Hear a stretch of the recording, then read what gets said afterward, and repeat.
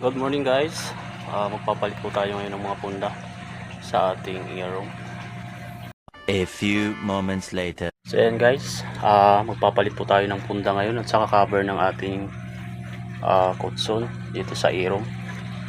Ito po yung itsura ng aero. Maliit lang po siya, napaka cute lang pero makakasya rin ng mga 4 na tao. Paano masabi? So bali ano po ito, 14 na papalitan natin ng mga punda. Meron pa po doon sa treehouse.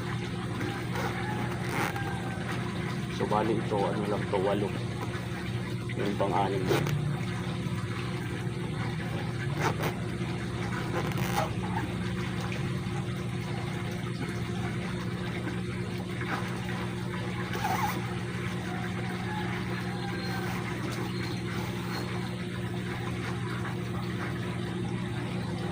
So guys, sa mga nagtatanong po, isa lang po ako dito sa resort. All around ang ano ko dito, trabaho.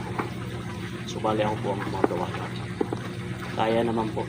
Pwede na! Kasi ngayon medyo ano pa, mahina dahil rainy season. Bali meron lang tayong guest lagi, Friday to Sunday. Nakaka-4 na lang tayo minsan. Pero pagdating ng mga October, tuloy-tuloy na yan hanggang December. Tayong guest. Tayo mabibiyayaan ng mga tip. Sana all. Guest natin. Yung iba kasi mababae ito bibigay.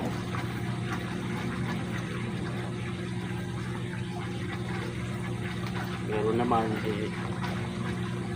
Sampalin kita sa harap ng 2,032 tao eh. yung pasungit ang guest natin, wala tayong ano, tip.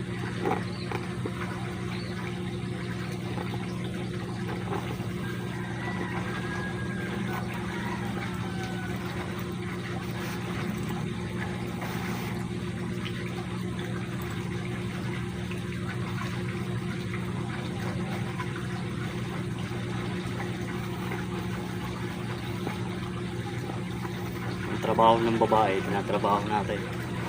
Kailangan Gunggong! Barinig kita sa mukha eh. Tuloy lang po tayo dito. Pero ang tagalaban naman nito si Madam. Bali. Basta yung aking pagpalit lang ng mga cover.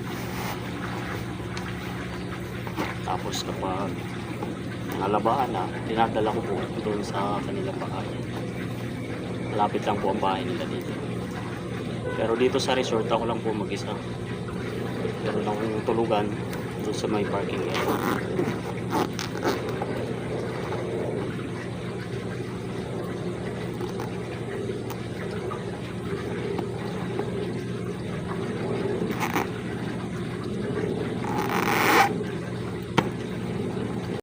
So guys, ito na po yung continuation natin sa ating video. So tapos ko na po mailagay yung cover ng kutson. Hindi ko na po na videoan dahil wala naman po tayong videographer. So ito na lang. Sana all. Natapos ko na po. Tapos ngayon doon na tayo sa treehouse. So update ko kayo mamaya mga idol. So akyat na po tayo sa ating treehouse.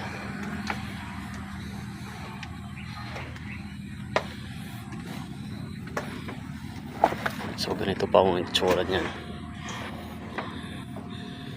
Ito, nakalagay pa nga yung nakatali pa yung kulambo natin. So ito na po guys. Naayos na natin. Nalapalitan na po natin ang cover at saka yung punda ng unan. So ready na po yan para mamayang gabi sa ating guest. So siyempre pasisilip ko ulit sa inyo yung ating labas ng treehouse. So ito po sa terrace. Ayun, doon po yung pool. Ayan ang entrance. Doon naman po yung gate. Maganda po dito, maliwalas, maganda po ang ihip ng hangin, wala pa pong masyadong pollution. So maganda po talaga mag-swimming dito. Ayan, ito po yung parking area. Yan po yung green scatter natin kahapon. makikita nyo. So hanggang dito na lang guys ang ating video. Maraming salamat po sa panonood.